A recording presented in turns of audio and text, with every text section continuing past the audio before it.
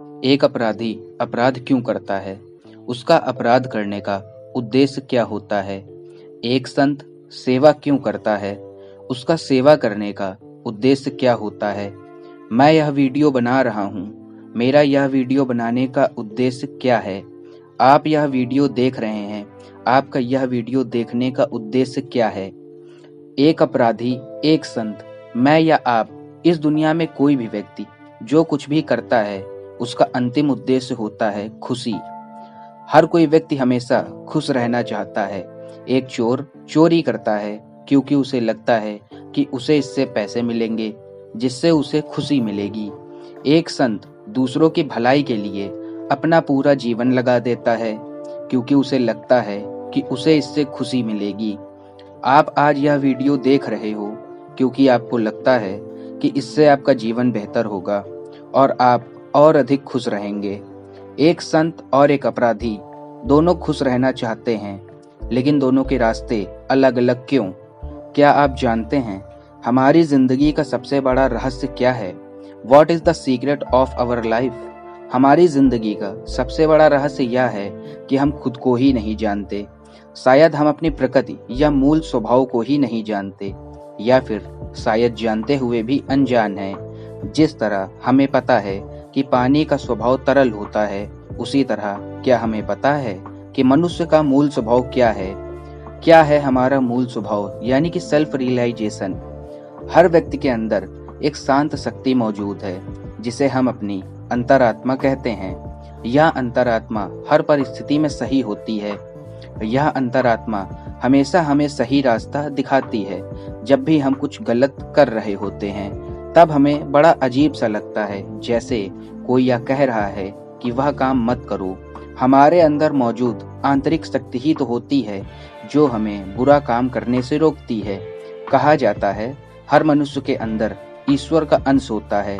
यह ईश्वर का अंश हमारी अंतरात्मा ही तो होती है। हर मनुष्य के अंदर यह शांत और अद्भुत शक्ति मौजूद है, चाहे वह एक अपराधी हो या संत या और कोई व्यक्ति। लेकिन फिर क्यों एक संत सही मार्ग पर चलता है और अपराधी गलत मार्ग पर? ऐसा इसलिए होता है क्योंकि संत को अपनी अंतरात्मा की आवाज सुनाई देती है, लेकिन अपराधी को वह आवाज अब सुनाई नहीं देती। दरअसल जब हम अपनी अंतरात्मा की आवाज को अनसुना कर देते हैं तो हमारा अपनी अंतरात्मा से संपर्क कमजोर हो जाता है।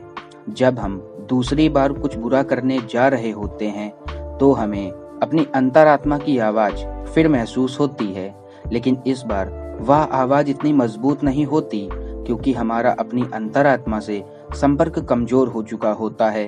जैसे जैसे हम अपनी अंतरात्मा की आवाज को अनसुना करते जाते हैं, वैसे वैसे हमारा अपनी अंतरात्मा के साथ संपर्क कमजोर होता जाता है और एक दिन ऐसा आता है कि हमें वो आवाज बिल्कुल नहीं सुनाई देती। जैसे जैसे हमारा अपनी अंतरात्मा के साथ संपर्क कमजोर होता जाता है, वैसे वैसे हम उदास रहने लगते हैं और खुशियां भौतिक वस्तुओं में ढूंढने लगते हैं। हम समस्याओं को हल करने में असक्षम हो जाते हैं, जिससे तनाव हमारा हमसफर बन जाता है। आज हमारी जिंदगी एक मशीन की तरह हो गई है जिसमें हम भागते रहते हैं, लेकिन हमें यह नहीं पता है कि हमें जाना कहाँ है। अगर हम स्वयं को पैसा इकट्ठा करने वाला रोबोट कहें तो कोई अतिशयोक्ति नहीं होगी। आज हमारे पास सब कुछ है, फिर भी ज्यादातर लोग खुश नहीं हैं। ऐसा क्यों है? इसका सीधा कारण है कि हमारा अपनी अंतरात्मा से संपर्क कमजोर हो गया है। इसलिए हम केवल बाहरी वस्तुओं में खुशी ढूंढते हैं। हमें लगता है कि क्रोध होना स्वाभाविक है, लेकिन क्या एक क्रोधी व्यक्ति खुश हो सकता है? बिल्कुल नहीं। गुस्सा आने के बाद हमारा पूरा दिन या 2-3 घंटे तो खराब हो ही जाते हैं। ऐसा क्यों? क्योंकि हमारा स्वभाव शांत रहने का है। इसलिए जब हम क्रोध करते हैं तो हम अपनी अंतरात्मा की आवाज को अनसुना करते हैं। दरअसल हम जितना अपनी अंतरात्मा की आवाज को अनसुना करते हैं, उतना हम मानसिक और भावात्मक रूप से कमजोर होते जाते हैं।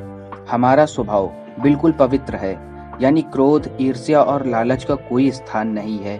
लेकिन जब हम क्रोध, लालच और ईर्ष्या को अपना स्वभाव बनाने की कोशिश करने लगते हैं तो हम दुखी हो जाते हैं। एक चोर को भले ही यह लगता है कि वह चोरी करके खुश हो जाएगा, लेकिन वास्तव में वह चोरी करके अपनी समस्याओं को बढ़ाता है। जब हम किसी दूसरे व्यक्ति की बुराई करते हैं, तब हम सबसे अधिक स्वयं को नुकसान पहुंचाते हैं, क्योंकि हमने अपनी अंतरात्मा की आवाज को नहीं सुना। गौतम बुद्ध ने एक बहुत ही अच्छी बात कही है, तुम्हें अपने क्रोध के लिए सजा नहीं मिलती, बल्कि तुम्हें अपने क्रोध से ही सजा मिलती है।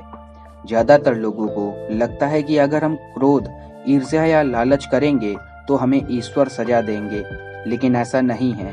दरअसल जब हम क्रोध, ईर्ष्या या लालच या और कुछ भी बुरा करते हैं, तो हमारा अंतरात्मा से संपर्क कमजोर हो जाता है और यही हमारी सजा होती है।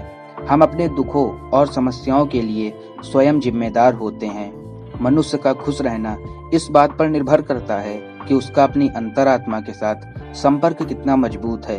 अंतरात्मा की आवाज को अनसुना करके हम अपने पैरों पर ही कुल्हाड़ी मारते हैं। दोस्तों, अगर आपको हमारी यह वीडियो 1% भी अच्छी लगी हो तो इसे लाइक कीजिए, कमेंट कीजिए और ऐसी ही वीडियोस देखने के लिए हमारे चैनल पर बने रहिए। धन्यवाद।